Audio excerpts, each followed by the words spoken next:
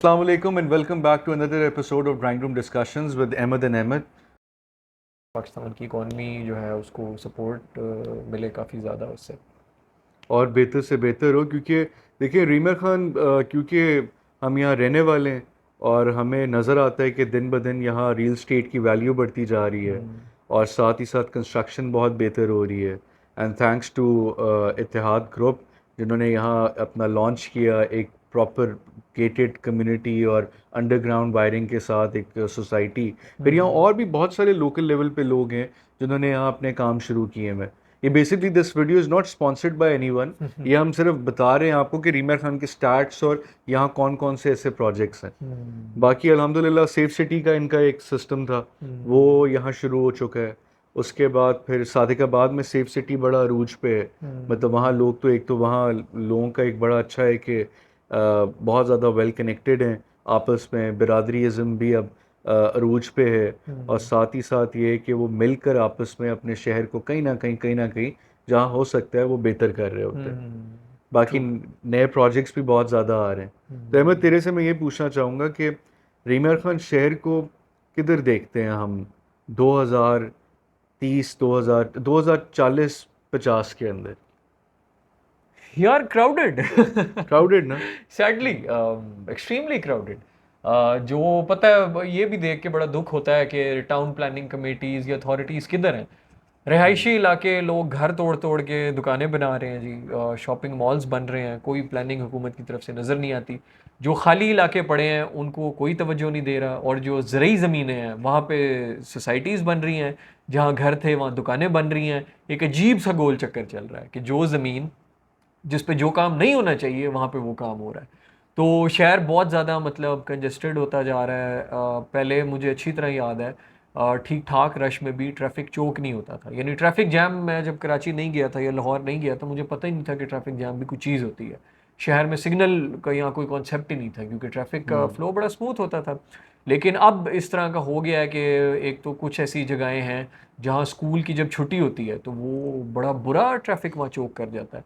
या ये ईद के दिन या कोई 14 अगस्त आए तो खैर एक तो वो तूफ़ान बदतमीज़ी भी होता है उन दिनों, तो बहुत बट ज़्यादा। ट्रैफिक चौक करना शुरू हो गया।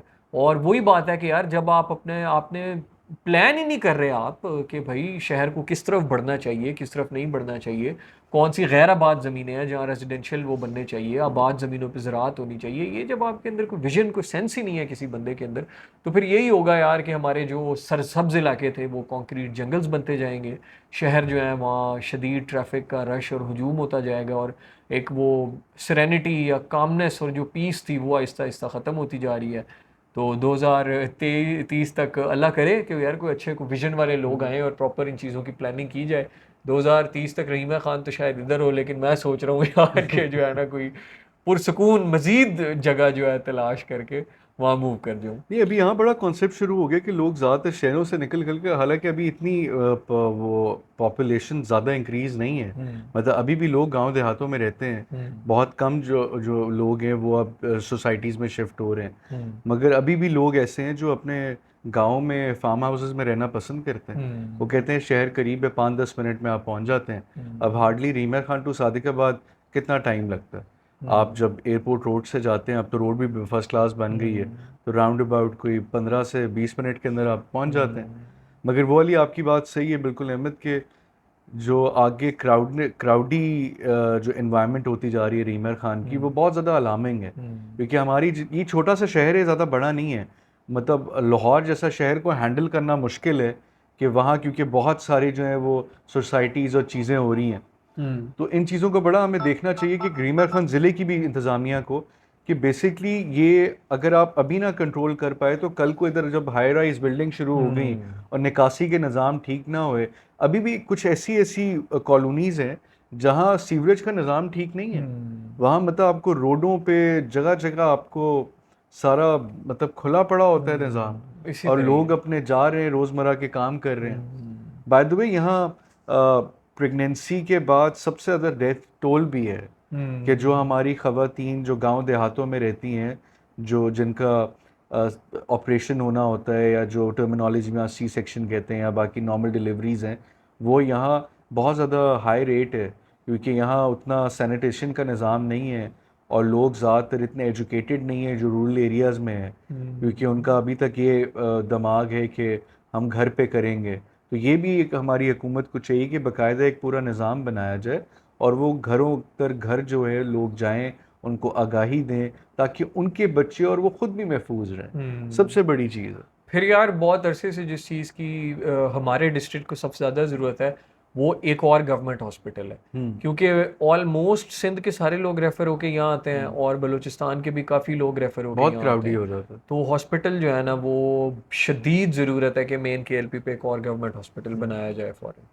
और ये जो तहसील हेडक्वार्टर हॉस्पिटल्स हैं, ये हम अगली एपिसोड में हम अपने मेहमान को बुलाएंगे जिनका इनसे ताल्लुक़ है, उनसे मज़ीद पूछेंगे। मगर जो अभी तक हमें सुनने में आई हैं चीज़ें कि वहाँ भी इतनी केयरिंग मैकेनिज्म्स हाँ नहीं ऐसे ही है यार, है कि ये वो पूरे रेफ़र कर देते हैं इसमें कि आप उसके पास चले जाएं, ऐसे ही है, आप ऐसे ही बड़े है। हॉस्पिटल में जाएं। इसी तरह ही है ये। हमारा रहीमा खान का ही जो डिस्ट्रिक्ट हेडक्वार्टर्स है ये थोड़ा बहुत बेचारा अपनी पूरी कोशिश कर रहा है इसको रश को मैनेज करने की, और ये बहुत ज़्यादा ओवर क्राउडेड है। एटलीस्ट यहाँ पे एक और गवर्नमेंट हॉस्पिटल की इस वक्त शदीद ज़रूरत है। आया हॉस्पिटल हो आपके ये क्या नाम है हॉस्पिटल, जिस तरह अहमद ने बोला, बाकी साथ साथ और भी बड़ी चीज़ें हैं कि आपकी लाइब्रेरी का निज़ाम इधर होना चाहिए ताकि रिसर्च वर्क हो। अब हमारे यहाँ एक हमारे पास इधर कायदे आज़म लाइब्रेरी है, मगर वहाँ कुछ बुक्स आउटडेटेड हैं और कुछ जो हैं वो पढ़ने लेके जाने की इजाज़त नहीं होती क्योंकि इंतज़ामात और तंजीमें चेंज हो जाती हैं। तो ये गवर्नमेंट को चाहिए, ये बेसिकली अहमद ये MPs और MNAs का काम नहीं है कि शहर की इस तरह के लवाजमात को देखने का। ये काम है आपके ज़िलाई गवर्नमेंट का कि यूनियन काउंसिल्स, अब यूनियन काउंसिल 139 है, तो आप सोचो कि जब ये सारे ब्रेन्स इकट्ठे होते होंगे अपने अपने पूरी के पूरे सेक्टर्स को नहीं देखते होंगे कि कहाँ कहाँ क्या मसला है। अभी भी कुछ ऐसे इलाके जहाँ पूरी बिजली नहीं है, ऐसे ही है, जहाँ रोड तक की एक्सेस नहीं है। बिल्कुल इसी तरह ही है। और ये क्योंकि एग्रीकल्चर बेस्ड एरिया है, तो यहाँ जब हमारे एग्रीकल्चर इकॉनमी के ऊपर बात की जाती है तो रहीमा खान बड़ा एक पिवटल रोल प्ले करता है सदर्न पंजाब के अंदर। मतलब बेसिकली जब ये कल को इंशाल्लाह कभी आगे जाके ये बाकायदा सूबा ये साउथ पंजाब सूबा बना तो आप लोग ख़ुद देखेंगे कि कितना तरक्की याफ्ता ये सूबा होता है, क्योंकि यहाँ पैदावार बहुत ज़्यादा है। फिर यहाँ एक और भी मैं ये ज़रूर कहना चाहूँगा कि जितने भी हमारे ये एग्रीकल्चर बेस्ड डिपार्टमेंट्स हैं वो आते हैं, रिसर्च वर्क होती है, आपके यहाँ सीड कंपनियाँ बहुत हैं, ये काइंडली और भी आके आके अपनी कोई ना कोई इनोवेशन गवर्नमेंट लेके आए ताकि वो सब्सिडाइज हो, लोग इजीली उसको अप्लाई कर सकें। क्योंकि अब ये जो कन्वेंशनल निज़ाम ये एग्रीकल्चर है, ये फार्मिंग का, ये बड़ा पुराना होता जा रहा है, आउटडेटेड है, हाँ यार ये तो बहुत बहुत आउटडेटेड है आउटडेटेड भी है और बड़ा यार कोई सोच नहीं रहा इसके और बारे में। कॉस्ट एफिशिएंट भी नहीं है। मुझे बस दुख ये है कि यार सोचना किसने है यार। अफसोस की बात ये है पूरे एग्रीकल्चर के यानी डिस्ट्रिक्ट ऑफिसेज मौजूद हैं, उनमें लोग बैठे हुए हैं। फिर उसके बाद जो DCOs वगैरह आते हैं उसको कहा जाता है कस्टोडियन ऑफ द डिस्ट्रिक्ट या even father of the district अंग्रेज़ के दौर में कहा जाता था कि वो पूरे ज़िले का जो है वो एक पेट्रियार्कल फिगर होता है। तो यार वो कोई मतलब पढ़ा लिखा बंदा आए, पढ़े लिखे तो खैर वो यानी कि होते विजनरी हैं, हो। हाँ, जो कुछ सोचे यार कि मतलब यार एक होता है ना कि आप यार एक टेन्योर के लिए आए हो, आप इस पूरे डिस्ट्रिक्ट की सिम्त डिफाइन कर सकते हो, विजन डिफाइन, इसकी डायरेक्शन डिफाइन कर सकते हो कि यार अगले 3 से 5 सालों में यहाँ ये पर्टिकुलर टाइप के बिजनेस हैं, उनको प्रमोट करना चाहिए, ये नई चीज़ें आनी चाहिए। पब्लिक प्राइवेट पार्टनरशिप्स की आप बुनियाद रख सकते हैं अगर आप और कुछ ना भी करें तो। और साथ ही साथ यहाँ हम एक और अभी रिसेंटली साल 2 साल पहले लॉन्च हुआ है सफ़ायर ग्रुप, जो बेसिकली टेक्सटाइल ग्रुप है, और भी इनके बिजनेसेस हैं। उन्होंने अपने एग्री बिजनेस स्टार्ट किए। अब वो क्या करते हैं कि वो ड्रोन्स देते हैं जो जियो मैपिंग करके दे चार्ज आई गेस 500 रुपये या 1000 रुपये के लगभग बीच में कुछ है पर एकड़, और वो जियो मैपिंग के थ्रू आपकी की पूरी स्प्रे करते हैं और वो बड़ा एफिशिएंट है। मतलब यही अगर हुकूमत एक पूरा ऐसा डिपार्टमेंट बना दे, जिस तरह इंडिया में भी हम सुनते हैं और देखते हैं कि आपका छोटा जिम्मेदार है और वो बड़ा जिम्मेदार है, उनके पास इम्प्लीमेंट्स कम है। वो क्या करते हैं, अपनी डालते हैं एप्लीकेशन इदारे में कि जी हमें ये वाला इम्प्लीमेंट चाहिए इतने दिन के लिए, वो लेके चले जाते हैं और फिर अपना पूरा कल्टीवेट करके दोबारा ला के देते हैं, उसको ठीक करके भी देते हैं अगर कोई नुकसान हो गया। मतलब वहाँ इतनी फैसिलिटीज़ हैं। यहाँ आम जिम्मेदार अहमद, जो हम लोग लास्ट 2-3 वीडियोस पहले बात कर रहे थे कि बाहर के मुल्क लोग क्यों जाते हैं, यहाँ लोग आके अपने काम कर लें, जिस तरह आप भी कह रहे थे, हम भी बात कर रहे थे दोनों मिलके। अब यहाँ गरीब आदमी क्या काम करे एकड़ के ऊपर? डीएपी आपकी इतनी महंगी हो गई है, नेबरिंग कंट्री में आपकी कम है, चले हम वो स्टार्ट्स मिलाते ही नहीं है। जब आपकी डीएपी महंगी है, आपकी यूरिया महंगी है, तो एक गरीब आदमी कितना लेगा? वो क्या कमाएगा, वो क्या खाएगा? वो कुछ नहीं कर सकता, वो सिर्फ लैंड ही है। तो एंड में फिर द इजीएस्ट वे इसके, आप फिर वो लैंड लोग बेच देते हैं और बैंकों में पैसे रखवा देते हैं या कोई कारोबार और शुरू कर लेते हैं। हाँ यार, ये बड़ी बहुत अफसोसनाक बात है। सोचना चाहिए इनको इस बारे में, जो समझदार लोग हैं। अब हम जैसा बंदा तो कहाँ तक उसकी रीच है? इनके पास पता नहीं कितने पैसे होते हैं एडवर्टाइजिंग शुरू करने की। अब इवन इंडिया में या ऐसे मुल्कों में जहाँ ज़ेर काश्त रकबा कम है, छोटी लैंड होल्डिंग्स हैं या ज़्यादा रकबा नहीं है, 1 एकड़ मॉडल भी वहाँ मौजूद है कि 1 एकड़ पे आप सस्टेनेबल फार्मिंग और डिफरेंट, यानी परमाकल्चर है, मोनोक्रॉपिंग है, उससे आप 1 एकड़ से कितनी अच्छी यील्ड ले सकते हैं। लेकिन यहाँ पे सैडली ना कोई बताने वाला है, ना कोई पूछने वाला है, ना कोई करने वाला है। तो वो उनको बेचारा जो है ना, हमारा अच्छा भला, यानी कि दुनिया के अगर हिसाब से देखा जाए या इवन आप इंडिया में जाके देख लें, तो आधा मुरब्बा 12 साढ़े 12 एकड़ की जो लॉट है, वो बड़ी बड़ी ज़मीन है अगर उसको किसी तरीके से यूटिलाइज किया जाए। लेकिन यहाँ पे मसला ये हुआ यार कि क्रॉप्स में जिस तरह बाकी किसी सेक्टर में कोई इनोवेशन नहीं आई, क्रॉप्स में भी कोई इनोवेशन नहीं आई। फिर यहाँ एक मखसूस तबका है जिसकी एक अपनी मोनोपोली है। वो बेसिकली ये कि जो मिडिल मैन वाला तबका है, जिसको आप डीलर्स कह सकते हैं, कि वो या व्यापारी कह सकते हैं, कि सबसे ज़्यादा प्रॉफिट मार्जिन उनको है, या फिर जो फैक्ट्री ओनर्स हैं। जो बाकी ग्रोअर है जो इतनी देर ज़मीन को पालता है बच्चे की तरह, वो जब आगे देता है उस मिडिल मैन को, तो आधी तो उसकी वैसे ही मेख वो निकाल देता है। प्लस यार वही बात है ना कि अब इतनी, मतलब out of so many crops in this world, मेरा नहीं ख्याल कि यहाँ का फार्मर जो है वो गंदम, कपास और गन्ने से हट के सोचता है। हाँ, हालांकि बहुत कम लोग हैं, बहुत इतनी, कम लोग। हाँ इतनी, अब जिस तरह आपने उनकी लगारी साहब की बात की कि उन्होंने सोल फूड के नाम से एक अपना जो बिजनेस सेटअप किया है, तो ऑब्वियसली वो ऐसी क्रॉप्स लगा रहे होंगे जो लोग नहीं लगाते। तो खैर वो मैं यहाँ आवाम को नहीं कहूँगा कि लोग इसको सोचें, ये जो ज़रूरी महकमे हैं एग्रीकल्चर डिपार्टमेंट से, ये उनका काम है। रिसर्चेस करें, अच्छा सीड लाएं, फार्मर को सीड प्रोवाइड करें और साथ एजुकेट करें कि यार इसको इस तरह लगाओगे, इसमें से ये चीज़ निकलेगी। और फिर गवर्नमेंट का काम है कि वो आगे उसको या एक्सपोर्ट करने के लिए कोई चैनल बनाए या लोकल मार्केट में उसको मिसाल के तौर पे रहीमा खान में लेट से आम का अचार बड़ा अच्छा बन सकता है। तो जो हमारे डिप्टी कमिश्नर हैं, उनको चाहिए कि वो अपने ऑफिस में हर महीने, उनके बड़ा अच्छा लॉन है उनके ऑफिस के बाहर, वहाँ वो डिफरेंट लोगों को बुलाएं, आम से बनी हुई जो भी ऐसी मुरब्बा है, चटनी है, होममेड जैम है, अचार है, कराएं एक एग्जीबिशन, गरीब लोगों को मौका मिले कि वो इन चीज़ों को एग्जिबिट करके बेचें। इनको एम्पावर करते तो ऑटोमेटिकली बड़ी इकोनॉमी ग्रो करती है। इसी तरह ही है। तो ये जो भी अगेन होगा, ये चेंबर और पब्लिक प्राइवेट पार्टनरशिप से, यानी चेंबर ऑफ कॉमर्स में जो माशाल्लाह अमीर लोग बैठे हैं वो इनिशिएटिव लें, छोटे लोगों को एनेबल एम्पावर करें कि वो ऐसी प्रोडक्ट्स होममेड बनाएं। डेप्यूटी कमिश्नर उसको पूरी कैंपेन को लीड करे, अपने उधर लगवाए और लोगों से कहे आके खरीदो। ये तो पूरा एक यार वही बात है ना, करने वाली नीयत, किसी के अंदर कोई विजन हो, कोई सोचते हो आम आवाम के बारे में, तो फिर है ना, वरना तो वो भी देखो, और भी बहुत सारी ऐसी चीज़ें। अब जिस तरह हमारे यहाँ बिजली के बिल्स आते हैं, जो फार्मर जिसकी रकबा थोड़ा ज़्यादा है, अगर लोगों को लगता है कि वो बहुत ज़्यादा पैसे कमाते हैं, तो आजकल के दौर में वो भी ब्रेक इवन पे ही करता है। अल्हम्दुलिल्लाह ऊपर भी जाता है, मगर ब्रेक इवन पे भी आता है। अब यहाँ बिजली के बिल्स बहुत ज़्यादा हैं, तो या तो हुकूमत सब्सिडाइज़ करे अपना सोलर पैनल्स को। और एक और मज़े की बात कि सोलर पैनल, एक मखदूम मुर्तज़ा महमूद है, हमारे इलाके के एक्स गवर्नर पंजाब के बेटे हैं, वो इंडस्ट्रीज़ के मिनिस्टर हैं। उनकी एक इंटरव्यू में सुन रहा था, उसमें वो कहते हैं कि जब मैं अपनी ये प्लानिंग कर रहा था कि एक्सपोर्ट्स वगैरह की और कुछ चीज़ों की इंडस्ट्री रिलेटेड, तो वो कहते हैं कि जब आप मैन्युफैक्चर पाकिस्तान में सोलर पैनल्स करते हो वो महंगा पड़ता है, जब आप बाहर से मंगवाते हो सस्ता पड़ता है। बिल्कुल तो सही ये बात है। कितनी गलत बात है।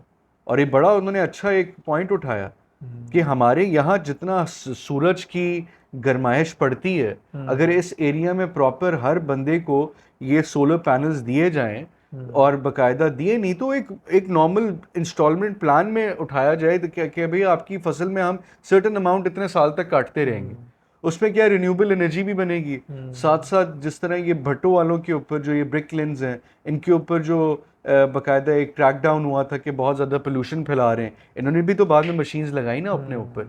इसी तरह अगर ये होता तो बड़ा बेहतर हो जाएगा, निज़ाम आपका बेहतर होगा, लोग खुशहाली की तरफ जाएंगे, गरीब आदमी दोबारा री इन्वेस्ट करेगा। और हमारे यहाँ लोगों में बड़ा वो है एक कि जैसे ही हम पैसे कमाते तो हम दोबारा उस जगह पे दोबारा डालते हैं ताकि दोबारा उससे और बेहतर फसल उतरे। तो ये बहुत सारी चीज़ें ऐसे सोचने की हैं। अब जिस तरह हमारे यहाँ अभी भी नहरी निज़ाम चल रहा है, हालांकि ड्रिप इरिगेशन होनी चाहिए, उसके बाद आपकी और भी बहुत सारी इरिगेशन के सिस्टम्स हैं जिससे आपका पानी कम से कम कंज्यूम हो। हालांकि हमारे यहाँ तो बहुत ज़्यादा वो भी किया जाता है कि जी पानी की शॉर्टेज है, पानी की शॉर्टेज है, मगर अल्हम्दुलिल्लाह फिर भी फसलें पक जाती हैं। और एक मेरा ज़रूर ये हुकूमत वक्त के साथ एक मुतालबा होगा कि जितने भी ज़िम्मेदार कम्युनिटी है, आप एक पूरा सेक्टर वाइज इनको डिवाइड करें कि सेक्टर वाइज जब आप इनको डिवाइड करके एक प्रॉपर सेल्स बनाएंगे और प्रॉपर अपना निज़ाम वहाँ बनाएंगे तो ऑटोमेटिकली लोग अपनी शिकायत वहाँ जमा कराएंगे, वहाँ प्रॉम्प्ट रिस्पांस मिलेगा। क्योंकि बहुत सारे ऐसे ज़िम्मेदार हैं जिनकी ज़्यादातर शिकायत ये आती है कि हमें डीएपी नहीं मिल रही, क्योंकि ब्रोकर पहले स्टोर करके रख लेता है, फिर वो सूद लगा कर ऊपर बेचते हैं। आप इंटरेस्ट मनी आप लगा के कह सकते हैं कि बेचते हैं, वो बड़ा नुकसानदेह। कि अब भुट्टी की फसल, कॉटन की फसल आपकी अगर सही नहीं आई और उस पर इतना पैसा खर्च हुआ हुआ है तो बंदा कहाँ से पैसे देगा? सही बात है, सही बात है। वो गरीब का गरीब रहेगा। तो ये ऐसे बहुत सारे हैं। बाकी अहमद की बिल्कुल बात सही है कि जो हमारे स्टेट के जो ओनरशिप रखते हैं रीमर खान ज़िले की, वो काइंडली इधर अपना एक विजन बनाएं, लोगों को बिठाएं, ब्रेनस्टॉर्मिंग करें, 5-10 साल का आगे प्लान करें, एक लॉन्ग टर्म प्लान बनाएं, एक शॉर्ट टर्म प्लान बनाएं, उसमें ऑटोमेटिकली प्रॉस्पर करेगा। हमारे पास जगह तो बहुत है अहमद इधर। अब जब 2020 की रिपोर्ट थी कि 3,10,000 एकड़ रकबा के ऊपर गन्ना काश्त होता था और 2020 के अंदर वो 4.5 लाख रुपए पे 4.5 लाख एकड़ पे चला गया। 4.5 लाख बड़ा रकबा होता है। मतलब क्रशिंग कैपेसिटी शुगर मिल्स की इतनी ज़्यादा है कि वो इसको बेयर करती हैं और मेजॉरिटी आपका गन्ना सिंध जाता है। इंडस शुगर मिल है और भी बहुत सारी ऐसी शुगर मिल्स हैं, उनमें जाता है। तो Ahmad last but not the least, यहाँ के लॉ एंड ऑर्डर सिचुएशन भी थोड़ा सा हम जिक्र करते हैं कि बहुत अच्छी भी नहीं है और बहुत बुरी भी नहीं है। नहीं यार, शहर तो मेरा ख्याल है शहर इज सेफ माशाल्लाह, अमन सुकून है, कोई ऐसी खतरे की बात नहीं है। पार का इलाका है जिसको कह लेना हमें, जहाँ से दरिया सिंध हमारे साथ बह रहा है, तो वो जो बेल्ट है कच्चा, उसको इसलिए कहते हैं कि वो ऐसा इलाका है कि जब दरिया में पानी ज़्यादा होता है तो दरिया का पानी आ जाता है, फिर थोड़े टाइम बाद वो वापस रिसीड कर जाता है। तो वहाँ पे कोई पक्की इस्टेब्लिशमेंट्स नहीं है, कच्ची ज़मीन है, कच्चे घर हैं, और वो लोग मेंटली प्रिपेयर होते हैं कि यार पानी ने आना है और फिर पानी ने चले जाना है। कभी कभी ज़्यादा आगे आ जाए तो फिर नुकसान ज़्यादा हो जाता है। डेल्टा लैंड है बेसिकली वो। तो वो फिर अब जाहिर बात है, ऐसी जो जगह होती है वहाँ पे फिर डाकू जो हैं वो थोड़ा उनके फ़ायदे में है, क्योंकि वहाँ पे ना कोई सरकारी इमारतें हैं, ना कोई writ of the state so called बहुत ज़्यादा वीक है। वहाँ पे कोई है ही नहीं, इंफ्रास्ट्रक्चर ही नहीं है, तो स्टेट कौन जाएगा और अपनी रिट कायम करेगा। तो जो नेटिव्स हैं वो उस इलाके को अच्छी तरह जानते हैं, वहाँ सर्वाइव कर सकते हैं। तो वो अगवा बराए तावान का जो है बड़ा पिछले दिनों, यानी पिछली गवर्नमेंट से ही छोटू गैंग जो है वो बड़ा मशहूर हुआ था। छोटू बहुत मशहूर हुआ, पुलिस ने उसको लोगों ने तब जाके वो शुरू किया था कि रहीमर खान भी कोई जगह है। तो पुलिस ने उसको बड़ा कोशिश की, उसकी भी बड़ी कहानियाँ हैं, बड़ी अजीब अजीब सी, वही पुलिस की क्या इन्वॉल्वमेंट थी या किस तरह। लेकिन हमारे जो सिपाही हैं पुलिस के, वो कई शहीद हुए उसमें ऑपरेशन में। इवेंचुअली फिर आर्मी को आना पड़ा, आर्मी आई तो फिर वो छोटू ने सरेंडर किया। जेल शेल में होगा आप कहीं या कोई होगा, लेकिन बहरहाल छोटू के बाद और बहुत सारे गैंग्स ने जो है वो सर उठा लिया। अगवा बराए तावान होता यही है भाई, लड़की की आवाज़ में फ़ोन करते हैं। वो डकैत भी बड़े डिजिटल और मॉडर्न है। या फिर वो ये करते हैं कि सस्ती गाड़ी के सस्ते ट्रैक्टर का ऐड लगा देते हैं। वो बंदा बड़ी खुशी से जाता है, ओहो 3 लाख सस्ती गाड़ी मिल रही है, पहुंचता है तो वो फिर उसको बेचारे को, बंदे को अगवा करके उसके घर वालों से एक्सटॉर्शन मनी का मुतालबा करते हैं। तो बड़ा कॉमन अब हो गया अब तो इधर। तो भाई बच के रहना ऐसी, अगर रीमर खान की कोई ऐसी कॉल आए ना, सस्ती गाड़ी सस्ता ट्रैक्टर, या कोई खातून हो बड़ी मीठी सी आवाज़ में आपसे बात कर रही है और कहें आ जाए रहीमर खान, तो आप कहना बहुत शुक्रिया, मैं खुश हूँ अपने घर में। बाकी यहाँ पर ये कि जो डीपीओ रीमर खान है, उन्होंने भी बाकायदा एक यहाँ सेल्स बनाए हुए हैं कि अगर आपको इस तरह का कभी भी कोई प्रॉब्लम आती है तो आप उधर कॉल करें, आप उन्हें बताएं और वो फिर आपको वहाँ गाइडलाइन प्रोवाइड करते हैं। तो यहाँ निज़ाम जो पुलिस है वो भी अब रिफॉर्म्स आते जा रहे हैं because of the small area, आपका जितना अच्छा लीडर होता है उतना अच्छा आपका निज़ाम आगे चलता है। तो यहाँ लीडर से बहुत सारे चेंज होते गए हैं। बहुत सी ऐसी कहानी है जो अनफोल्ड होनी चाहिए मगर लोग अनफोल्ड नहीं करते। हमारी कोशिश यही है कि आप लोगों को स्टोरी भी सुनाई जाए हकायक के साथ, क्योंकि कुछ ऐसी चीज़ें जो शायद नहीं बता सकते, वो ना आप लोगों के लिए ठीक है, ना बाकी लोगों के लिए ठीक है, और ना हमारे लिए बेहतर होगा। तो इसमें ये है कि join us on the mission के, जिसके अंदर हम रहीम यार खान को और भी बेहतर से बेहतर करें। और यहाँ हम बल्कि दोनों इनवाइट करना चाहेंगे और भी लोगों को, कि जो लोग हमारी पॉडकास्ट पे आना चाहते हैं, बात करना चाहते हैं, क्योंकि it is the only viable option हमारे पास, कि अगर हम इकट्ठे लोग सारे बैठें, एक पूरा ब्रेनस्टॉर्मिंग करें, बनाएं, और ऑटोमेटिकली ये बड़ा एरिया खूबसूरत हो जाएगा, बहुत डेवलप हो जाएगा। पोटेंशियल बहुत है यार, बहुत पोटेंशियल बेतहाशा पोटेंशियल है। एग्रीकल्चर के अंदर है, इंडस्ट्रीज़ के अंदर है, स्मॉल इंडस्ट्रीज़ के अंदर है। फिर यहाँ आपके पास सबसे जो बेहतरीन चीज़ है वो ये कि यहाँ अभी वो ब्रांड्स आने शुरू हो चुके हैं जो पहले कभी हमने नाम भी नहीं सुना था। मुझे याद है कि बचपन में हम लोग जाते होते थे शॉपिंग करने, लाहौर, कराची, जाके वहाँ से सामान लेके आया करते थे। अब यहाँ से हमें हर चीज़ मिल जाती है, शॉर्ट नोटिस पे मिल जाती है। तो अहमद, अभी तक के लिए इतना ही, हाँ यार बहुत हो गया क्योंकि हम बहुत वैसे। ज़्यादा बोल सकते हैं बहुत सारी चीज़ें। अपना ख्याल रखिएगा। नेक्स्ट एपिसोड में मुलाकात होती है। अल्लाह ने के बाद। अल्लाह हाफ़िज़।